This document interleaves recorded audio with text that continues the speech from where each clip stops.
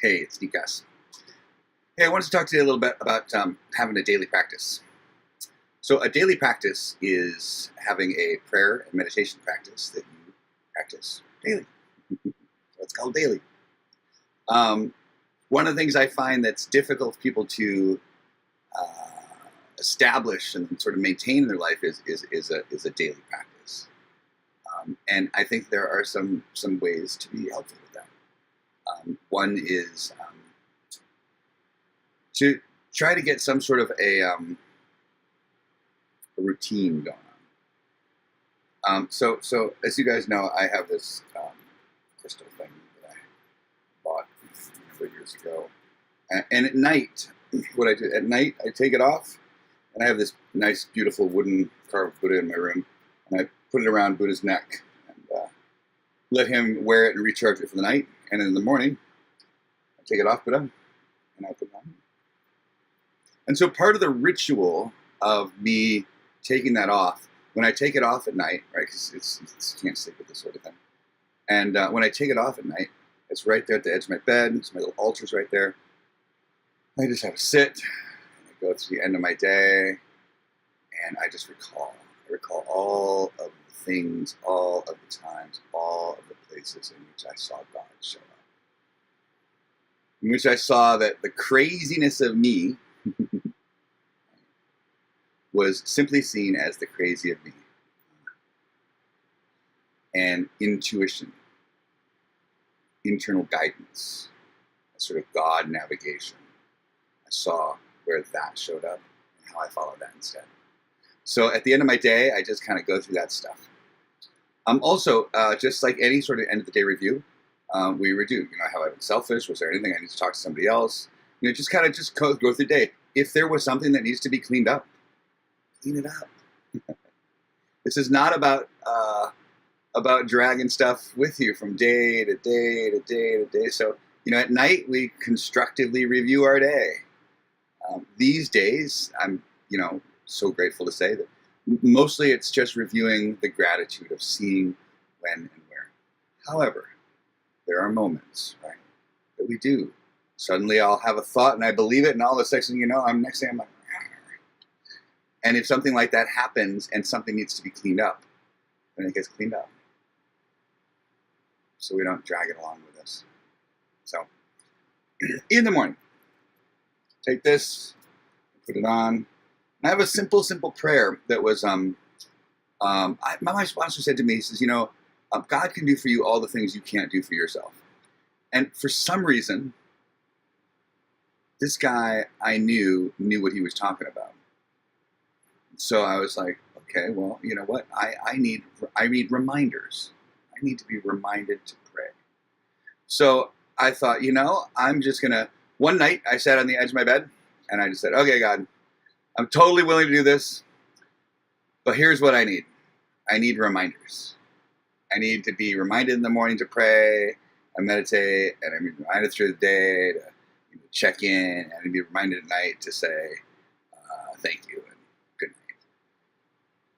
night. And then I said, and what I also like though is I would like my own unique words, my own unique language in speaking to you, because these and those and thous and all that sort of religious stuff just doesn't feel organic to me. I'm more of a Eastern philosophy sort of guy, and that just stuff doesn't feel.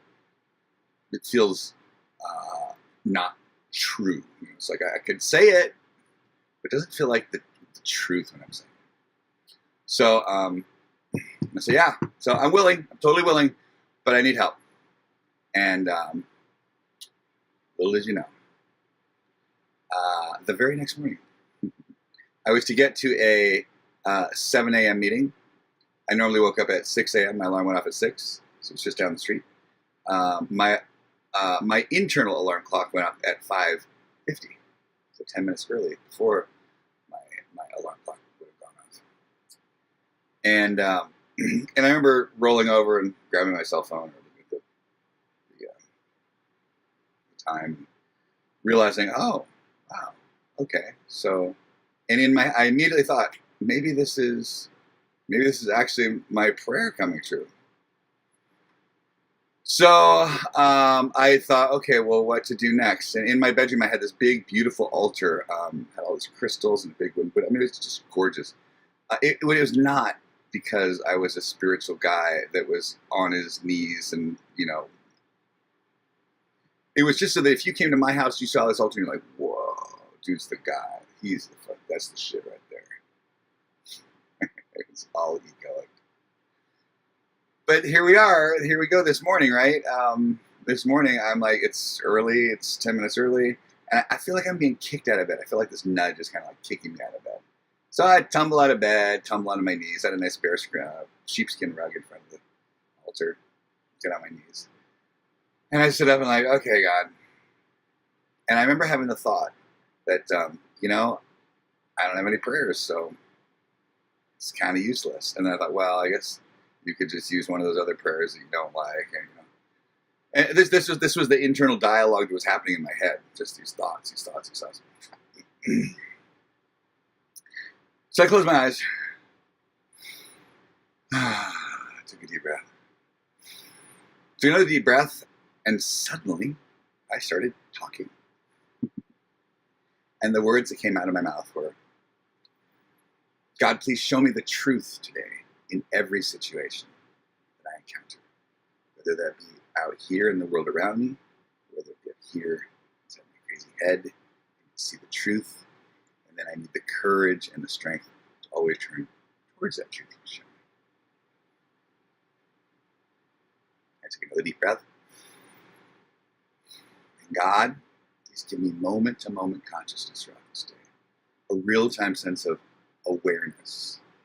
That I might relive and reside right here, right now, where everything's actually happening. Here, in presence. In that moment-to-moment consciousness. That I knew all that stuff, that's where life was happening, but I couldn't keep myself there. So, moment-to-moment consciousness. That I might have the ability to see myself, be myself. And what I mean by that is, so if I am angry, I might just have the observation of, aha, look, you are angry. Because I'm not ever my anger. Anger happens in the space of me, right? So I am this awareness. Anger comes up. Anger is experienced.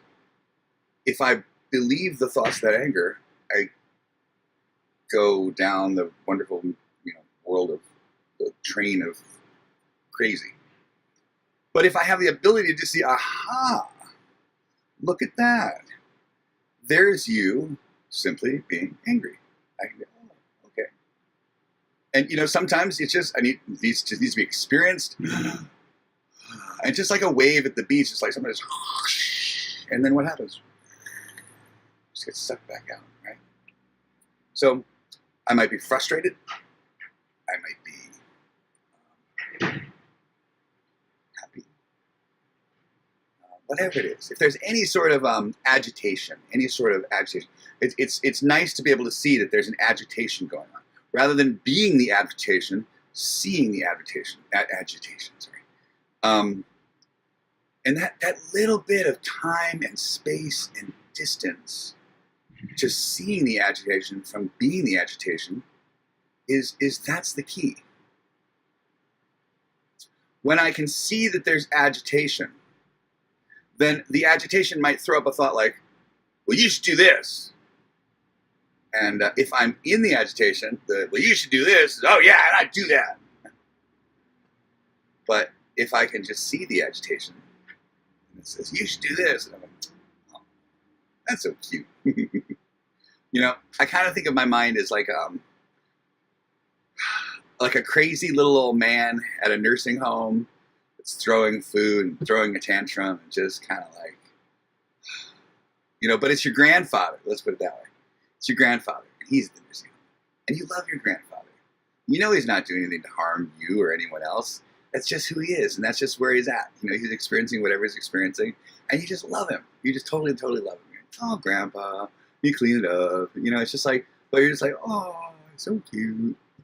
And that's how I think about my mind these days. Is it's crazy. But rather than being in opposition to the crazy, I've learned to just love it. Because, it's just what it is. It's just what it is. I might want it to be different, but who the hell am I to say what needs to happen, right? My thinking, no bueno. So my judgments of, which is just my thoughts, ideas, and beliefs about something, is just like a whole bunch of conglomerated thoughts all put together, and suddenly I have this tightly held belief about how I should be and how I shouldn't be and where I should be now. You're kidding, right? Yeah. So just the ability to see my crazy self, being my crazy self, be able to just, that's me. But then if I can actually see it, then the good thing is then I don't necessarily act on it. So anger can come up. I can see it. I can hear it. Sometimes I go, ah, But as long as I don't strike across the street to your side of the street, which requires me to go over and make some sort of an amends or right the wrongs of what I've done, then it's just something that just happens. It's just a natural experience of being part of in a body, spirit in a body. It's just occasionally that's what comes up. So the truth. You need to see the truth of every situation. You need to see when people do things, that's what they're doing. When people get shot and killed and raped, that's the truth. I might prefer it to be different, but I have to recognize that the things that I don't necessarily enjoy in life, the difficult things to see, the car accident, the persons in the hospital, right? These are all the stuff I can point at is the truth. That's the truth. Then what happens is I have a story about that truth. The truth is the truth. I like to call it reality. The story about the truth, well, that's damn near crazy, right? Because that story usually has a me at the center of it. What I like, what I don't like, what I think, what I don't think, what should, what shouldn't, all of those thoughts, right? Those are all self-centered, self-created thoughts that have to do with the truth from my point of view, the way I see it, because it's in relationship to a me, right? So what the asking part of that first prayer is, God, please show me the truth in every situation I encounter, whether it be up here in my head or whether it be out here in front of me. Allow me to just see the truth. Truth. And then turn towards whatever truthful, intuitive guidance is telling me to do. Just truth, response. Truth, intuitive response. Truth, intuitive. Now that process does not actually require thoughts, beliefs, strategies, ideas. You don't need an idea or a belief or thought to follow intuitive guidance. You just need the willingness to be present and follow intuitive guidance. That's it. You don't need a new belief system, a belief system 2.0. Once I've awoken from my belief system, awoken from this is not true, that's not true, that's not true, that's not true. The last thing I want to do when I'm just in this lovely open space is put new and build on top and make a new. And then all of a sudden, you get this big structure of me again. That me was the problem. So the idea of coming up with a me now that's not problematic, not so much. Especially when I've come to find out that there's absolutely zero need. I don't need a new me. All I need is intuitive response to the truth. Right? So, God, please show me the truth today in every situation I encounter, whether it be out here, whether it be up here, see the truth, and always turn towards that truth you show me, right? And the second part is, please give me moment-to-moment consciousness that I can relive and reside right here in the power of now, where everything's really happening, and I can have this intuitive response. When I'm right here, right now, intuition can only guide me on what to do in this moment. My intuition is useless for tomorrow, next week, next year, yesterday, an hour ago, 2 days ago. My intuition's only valid, useful, right here, right now. So, if that's the only place that intuition shows up and it's actually valid, it's probably a good idea that I find a way to live and reside here where it is. Because if that's going to be my new navigating force in life, if that's going to be my rudder, that's going to be my directional navigation, then I need to be present so I can hear it on a moment-to-moment, day-to-day, second by second, now, now, now, now, now. So, when I leave now, when I leave here, I usually leave here to go where? Let's see if you guys know me. To the magical, mythical world of what's not happening. Fear, resentment, guilt, shame, and remorse, thinking, obsessing, blah, blah, blah, fighting with somebody that's not even in the room. And I'm winning. Because even in the magical, mythical world of what's not happening, I can win those fights. So the reality is, though, all that stuff, that's not happening. It's not happening. What's happening? This is. This. So when I leave here, where intuition is, where all the good stuff is, I leave it and I go there. And over there, I can often miss what's happening here. Because where am I? I'm there. I'm not here. So it's a really good idea to get into practice of being here. And so that's what a daily practice can do for you, is it can actually keep you in the now, keep you here.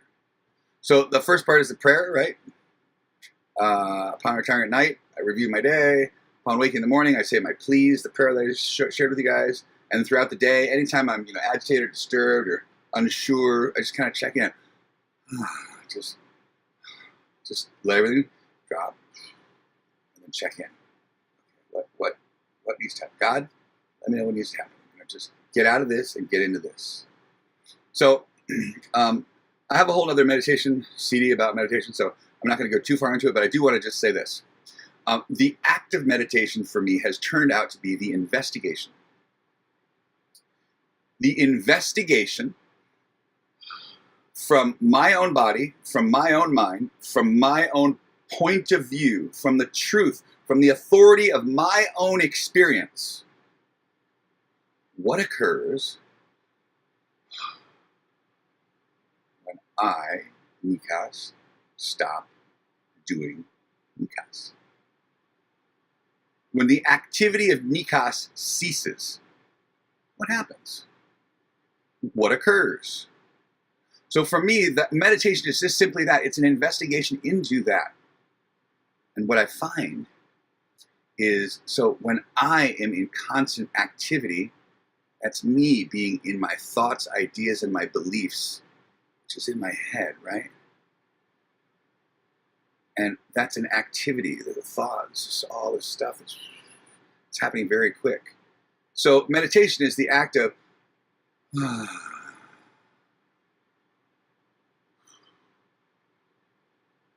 investigating what happens when all that stuff, all that busyness just stops, settles down.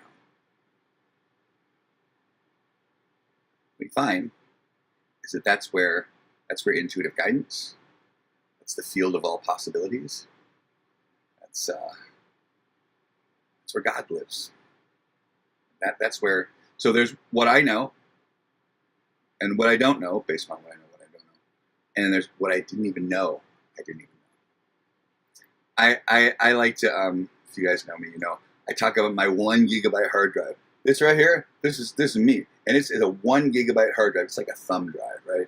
It's not even as big as a CD. Fucking CD is bigger. This 1 gigabyte hard drive thinks it knows everything. Thinks it knows what's going to happen, what the future holds, what you think, how you should, what we oughta, where I'm going, what's going to happen.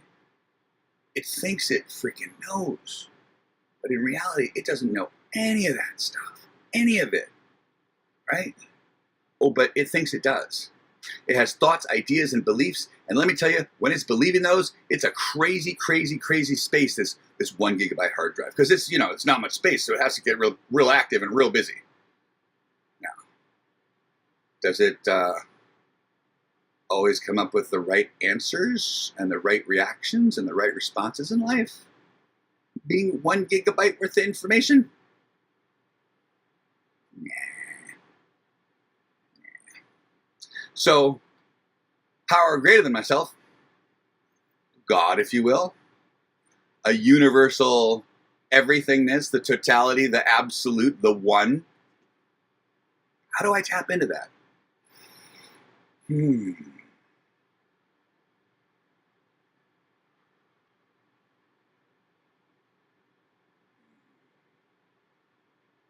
Just let my 1 gigabyte hard drive go.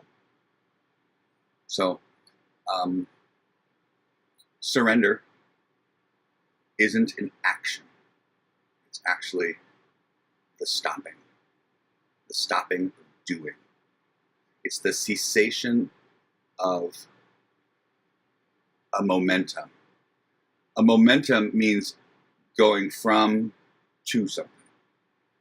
Right? Surrender is just relinquishing into the space that I already am, not going anywhere, knowing that there's nowhere to go, there's nothing to do, nothing to see, nothing to gain. It's just everything is right here, right now. So this meditation for me is on a daily basis. What I do is I practice the art of surrender, so that throughout the day, when I'm like, what's that? Is that surrender? That's a whole, so what happened? I was like this, and then all of a sudden I'm like, fucking 1 gigabyte, I'm gonna tell you, it's just like this.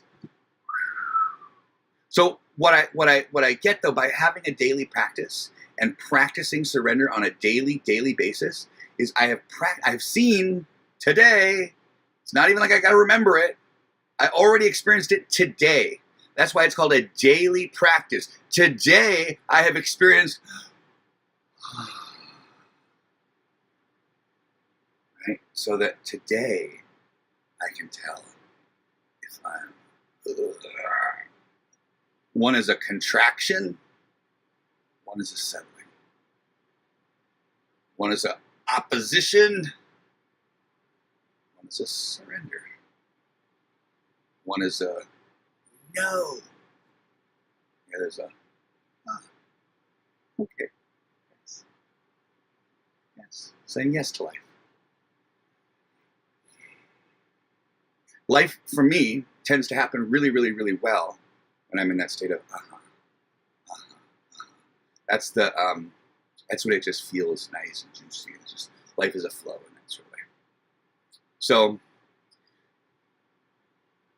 there's a little bit of it. I got another video on meditation that you can look if you want. But that's the short version of what this stopping is all about. Going from the 1 gigabyte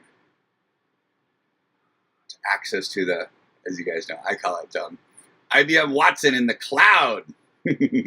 Right? So there's my 1 gigabyte hard drive, or there's like the supercomputer Watson, that I can connect to wirelessly in the freaking cloud. But how do I do that? I have to unhook the 1 gigabyte hard drive.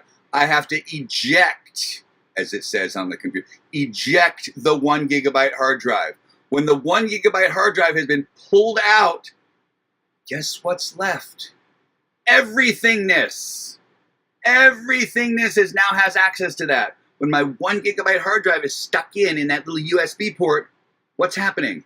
It's jammed in there. It's only this 1 gigabyte thing. When I take that out through the process of meditation, I don't need to put anything else in there. I just need to have it open so that everything can get in there. Whatever needs to flow in possible can just flow in. So that to me is the benefit of why we should have a daily practice. So in the morning and at night, take it off and put it there. It's beneficial oftentimes to have some sort of a ritual that you do. Maybe that's when you take your keys and put them somewhere, or take your wallet out, or take your clothes out, whatever it is. But some sort of an actual ritual. It just makes the whole thing so much easier. So, thank you. Be well. Hey there, Sneakos. Hey, if you liked the video, please hit subscribe on the YouTube channel. It helps me. I'm trying to get my name, an actual name on my channel rather than all these random numbers. So please subscribe. Thanks.